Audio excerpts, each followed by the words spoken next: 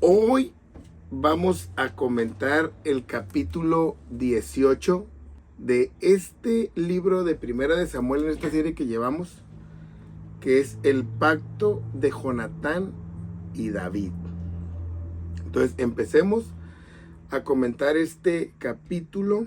Es un capítulo que tiene exactamente 30 versículos y de los cuales vamos a comentar algunas cosas que Dios tiene para nosotros, ¿no? Dice: aconteció que cuando él hubo acabado de hablar con Saúl, el alma de Jonatán quedó ligada con la de David y lo amó Jonatán como a sí mismo.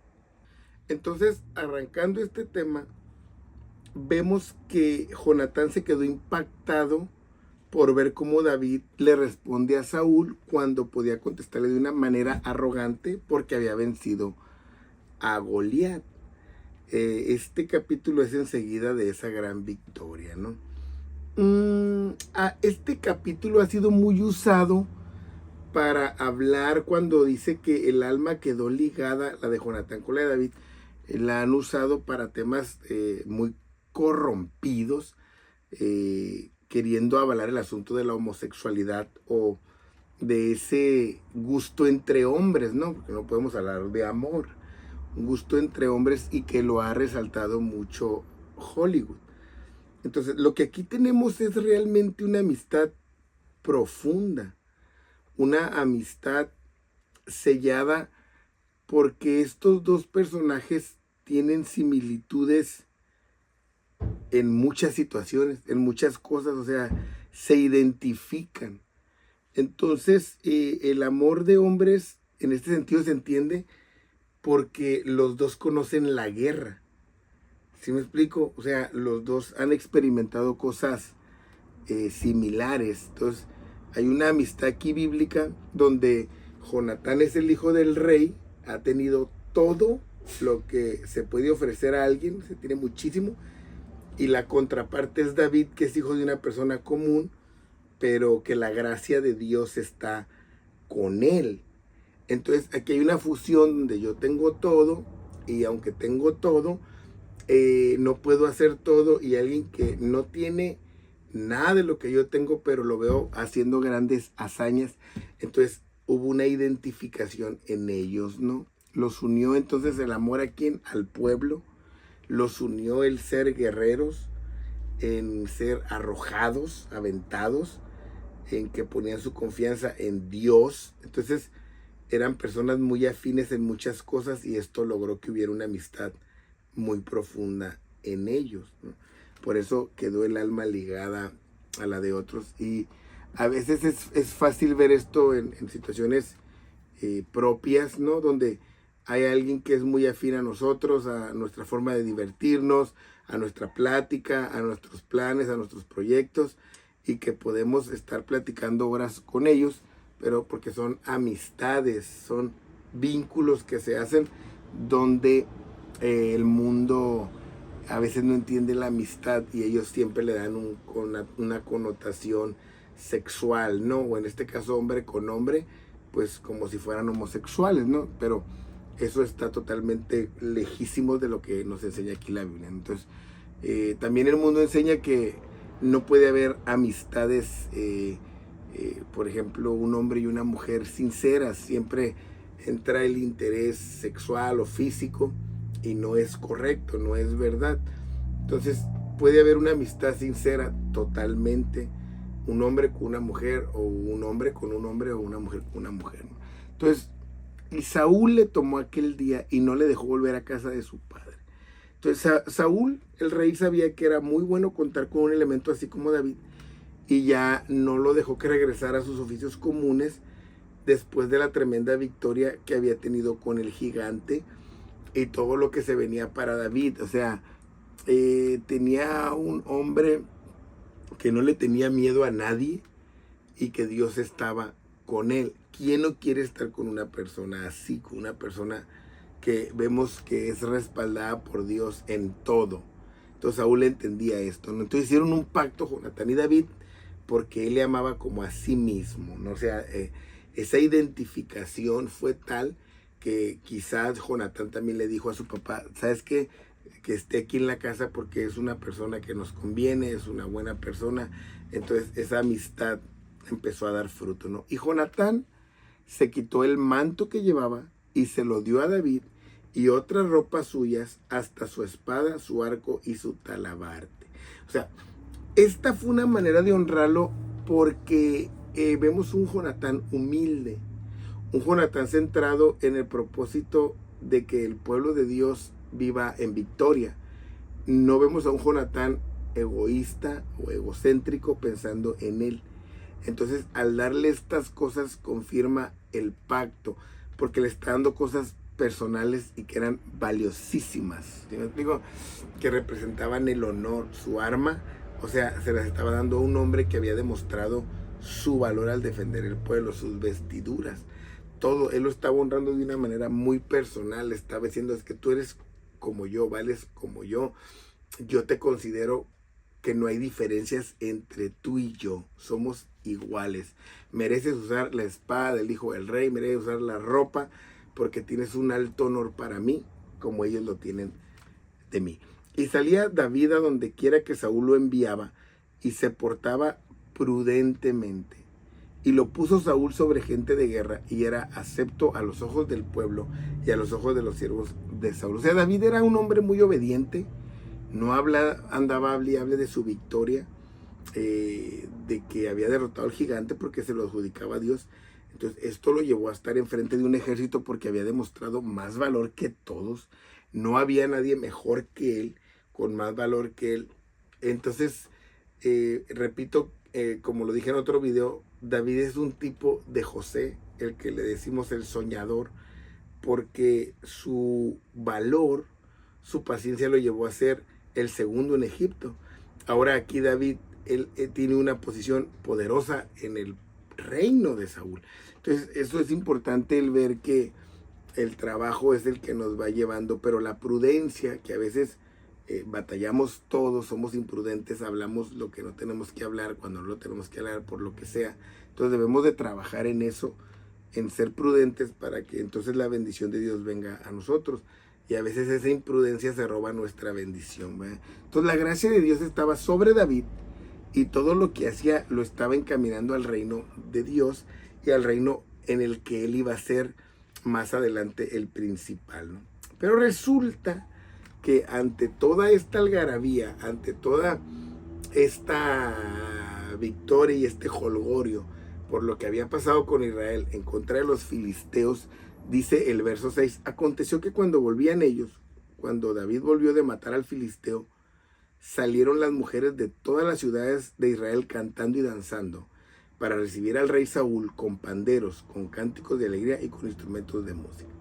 Salieron a recibir al rey Saúl. Vean, aquí hay algo muy importante, porque celebrar las victorias del pueblo era una cosa muy común, ya que las mujeres estaban a la expectativa de lo que pasaba con la guerra, o sea, no eran ajenas, no eran como que nuestros hombres se fueron y ya, ¿no? Porque los que regresaran pudieran ser los enemigos que habían ganado, entonces las violaban, las mataban, las usaban, todo ese tipo de cosas. Entonces había un pendiente, y cuando ellos miraban que habían regresado los suyos, entonces había una explosión. Todo estaba preparado para la fiesta, pero no lo podían usar hasta que sabían quiénes regresaban. Entonces, si ganaban, entonces estallaban en júbilo, pero si perdían, entonces había caído el terror sobre ellos. Entonces todas las mujeres salieron a recibir al rey con todos sus soldados, ya que esta guerra había durado muchos días. Y cantaban las mujeres que danzaban y decían, o sea, eran unas alabanzas espontáneas que en el momento las decían. Saúl hirió a sus miles y David a sus 10,000. Entonces reconocían a Saúl como autor de la victoria y reconocían que él había dejado a David, o sea que había sido un acierto que David participara con él y que había logrado esta gran victoria. O sea, le daban el crédito a Saúl de ser una buena estrategia, porque él fue el que permitió que David peleara. Pero se enojó Saúl en gran manera y le desagradó este dicho y dijo, a David dieron 10,000 y a mí 1,000, no le falta más que el reino. Entonces, este hombre no soportó, no le gustó, no le pareció lo que cantaban, donde había quedado aquel muchacho joven que no era nadie por encima del rey para él. Entonces nadie mejor que él podía haber reflejado en David esta gloria. Él decía, es que todo es para él y para mí no es nada. Pero obviamente si las mujeres hubieran en ese contexto lo hubieran dicho de esa manera, haciéndolo menos, pues las hubieran matado. Pero aquí es la ceguera del rey. Ellas lo hicieron dándole el crédito a Saúl, que por los instrumentos que él había usado, que en este caso uno era David, habían matado a tanta gente. Entonces, qué fácil es que se nos olvide nuestro origen cuando ya hemos logrado algo y se nos olvida lo difícil del proceso andado. O sea, Saúl debía acordarse cómo él había llegado a ser rey, no era nadie, cómo Dios lo había llevado, y ahora entender que este joven que estaba logrando victorias, entenderlo mejor que nadie, pero no quiso, no tuvo la sabiduría de beneficiarse de contar con un hombre como David, que su trabajo redundaría en que su reino fuera más glorioso, ¿no? Esto, miren, me trae algo a la memoria. Es muy común que pase en el liderazgo de nuestras iglesias, cuando a veces los pastores no soportamos que Dios haya puesto gracia en nuestros líderes, en nuestros jóvenes, no lo soportamos, que puedan predicar mejor que nosotros, o dar un consejo, o tener planes, visiones, metas, no los soportamos, y a veces nos aferramos en atorarlos, o como comúnmente se dice, congelarlos, no les damos el lugar, no los ponemos a participar, no los dejamos crecer, públicamente no los dejamos hacer nada, o los dejamos en mal, porque dejamos que espíritus malignos se apoderen de nosotros, como la envidia, la egolatría, la vanagloria. Entonces evitamos con esto que nuestros pastoreos no sean gloriosos, porque no tenemos la sabiduría de contar con estos hombres que Dios usa. Porque Saúl sentía amenazado el reino, sabía que el pueblo se lo había dado y que el pueblo se lo podía dar a David. Esa era la percepción de él. Entonces, esto es muy común porque el liderazgo debe de tener sabiduría. Más adelante he estado contando mis videos de testimonio. Por ahí les contaré que algo así me pasó cuando me fui a pastorear y no supieron manejar la gloria que empezó a haber en la congregación que Dios me concede, y así fui tratado de ser atorado, menospreciado, etcétera, porque es un espíritu que se mete en las personas donde no entendemos nosotros que la obra es de Dios. Y a veces nuestro afán de lucirnos, nuestro afán de figurar o de recibir aplausos es lo principal, en lugar de decir, mira, Dios está con él, con ella, qué bueno que trabajan conmigo. A veces ese espíritu demoníaco llega y se apodera de nosotros, ¿no?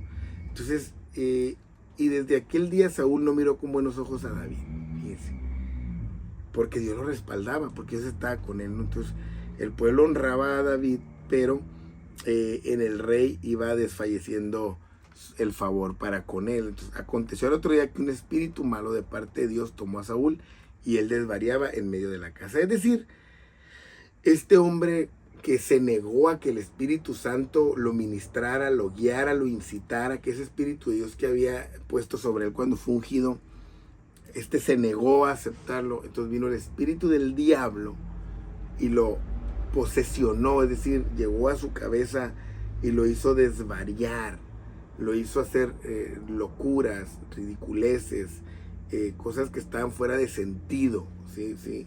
O sea, cosas que no eran normales. Entonces, cuando llegan esos malos pensamientos, esos sentimientos, dejaban a Saúl que esos espíritus entraran de una manera libre a él y tomaban posesión de él. Esos espíritus, o sea, estaba endemoniado, pues, porque al decirle él que no a Dios, entonces el diablo tomó posesión sobre él. Entonces andaba como loco en el palacio.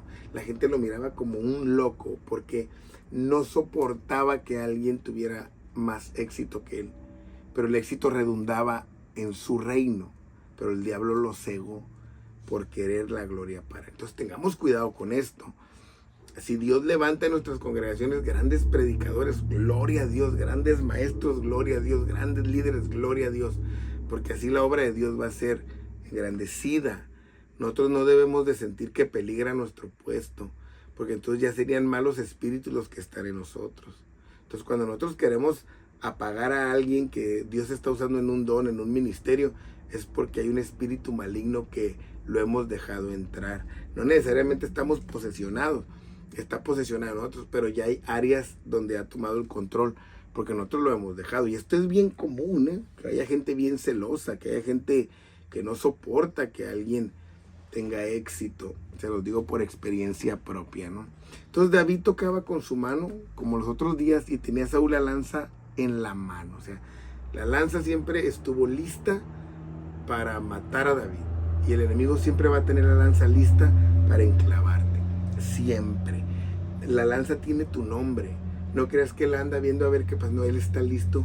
Y eso tienes que saber. El éxito, el respaldo de Dios, la unción, los dones y los ministerios, siempre va a hacer que alguien quiera matarte, que alguien quiera apagarte, que alguien quiera desanimarte, desilusionarte, que alguien quiera desviarte, hacerte que te rindas. Era lo que quería Saúl. La carne persiguiendo al espiritual.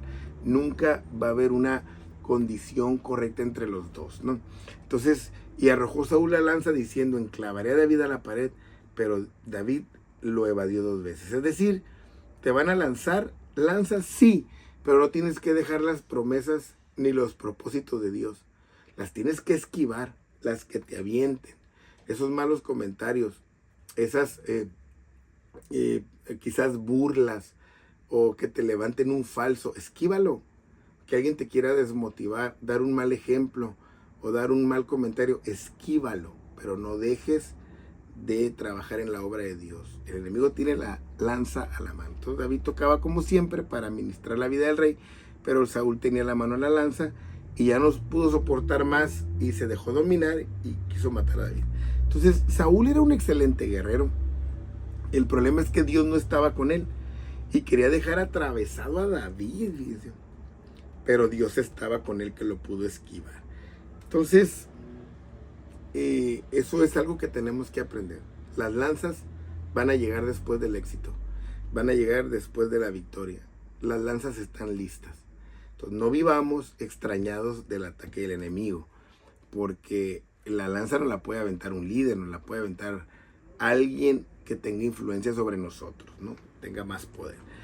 Mas Saúl estaba temeroso de David por cuanto Jehová estaba con él y se había apartado de Saúl, por lo cual Saúl lo alejó de sí y le hizo jefe de 1000 y salía y entraba delante del pueblo. O sea, fracasó en matarlo porque reconocía que Dios estaba con él, pero su celo era muy grande. Entonces no lograba una estrategia para deshacerse de él, y las administraciones que recibía lo controlaban ya poco porque los celos de él estaban ya creciendo de una manera que su único objetivo era matar a David. Entonces, ¿qué hizo? Detenerlo de una manera, pues, como su hombre de confianza por la victoria, lo degradó, lo hizo jefe de 1000, donde constantemente David tenía que estar peleando cuerpo a cuerpo, porque lo que él quería era que David viviera en peligro para que se muriera de una manera que él no tuviera la culpa. Pero lo que él no sabía es que donde lo pusiera, Dios iba a bendecir a David. Entonces, es algo que nosotros también a veces confiamos mucho en los hombres y en nuestros ojos. Hay que estar donde Dios nos quiera poner, y ahí siempre va a haber bendición para nosotros. Entonces, ¿qué hacía David? Pues se conducía prudentemente con todos sus asuntos y Jehová estaba con él, porque era sabio y sabía lo que Saúl quería hacer, pero también sabía que Saúl pues era el ungido de Dios, no se podía meter con él. Y viendo Saúl que se portaba tan prudentemente, tenía temor de él. Mas todo Israel y Judá amaba a David porque él salía y entraba delante de ellos. O sea, Saúl no encontraba falta alguna y eso lo atormentaba cada vez más. Y el pueblo cada vez amaba más a David, pero Saúl ya estaba cegado.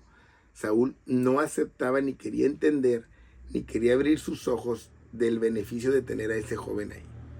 Entonces, buscando todas estas estrategias de cómo podía él deshacerse de David, dice que le dijo a David, yo te voy a dar a mi hija Merab, mi hija mayor, con tal de que seas hombre valiente y pelees la batalla de Jehová. Mas Saúl decía, no será mi mano contra él, sino será contra él la mano de los filisteos. Este buscaba matarlo, buscaba la manera de deshacerse de él. Le ofreció a su hija con tal de que los filisteos fueran sus enemigos como algo personal. Entonces David le respondió, ¿quién soy yo o qué es mi vida o la familia de mi padre para que yo sea yerno del rey? O sea, vemos esa humildad de David para aceptar tal propuesta. Entonces en el verso 19 dice, y llegando el tiempo en que Merab, hija de Saúl, se había de dar a David, fue dada por mujer a Adriel Meolatita. O sea, ni siquiera le cumplió, ni siquiera lo que le había prometido se lo había dado, porque no le importaba realmente quedar bien con David. Pero Mical, la otra hija de Saúl, amaba a David y fue dicho a Saúl y le pareció bien a sus ojos. Entonces Saúl tenía otra hija que estaba enamorada de David y Saúl armó su estrategia ahora para ver cómo terminaba con él. Y Saúl le dijo, yo se la daré para que sea lazo entre los enemigos de él, que eran los filisteos. Dijo por segunda vez, tú serás mi yerno hoy. Quería sacrificar a sus hijas, pues porque era un hombre perverso, no le importaba la felicidad de sus hijas, no les importaba el amor de sus hijas, no le importaba nada más que deshacerse de David. Qué terrible es cuando ya nos domina la venganza, el celo, el odio, y cometemos hechos tan aberrantes. Y mandó Saúl a sus siervos hablar en secreto a David, diciéndole, aquí el rey te ama y todos sus siervos te quieren bien, sé pues yerno del rey. O sea, usó a sus siervos por miedo, por bárbaro, y ellos hacían lo que el rey les decía, porque si no se morían, para que entonces corrían la voz, no, el rey ama a David, y para que David se confiara. Todos los criados de Saúl hablaron estas palabras a los hijos de David, y David dijo, ¿os parece a vosotros que es poco ser el yerno del rey, siendo que yo soy un hombre pobre y de ninguna estima? O sea, David dijo, sí, pero yo no tengo para pagar la dote. Y los criados de Saúl le dieron esta respuesta diciendo, tales palabras ha dicho David. Y Saúl dijo, decirle así a David, el rey no desea que le pagues porque sabía que lo tenía, sino siempre pucios de filisteos para que sea tomada en venganza de los enemigos. O sea, esto es lo que te va a costar. Mata 100 filisteos. Vean, o sea, un hombre sanguinario. Era una práctica pagana realmente lo que estaba pidiendo él que hicieran. Entonces, cuando sus siervos declararon a David estas palabras, pareció bien la cosa a los ojos de David. Dijo, son los enemigos y para ser lleno del rey.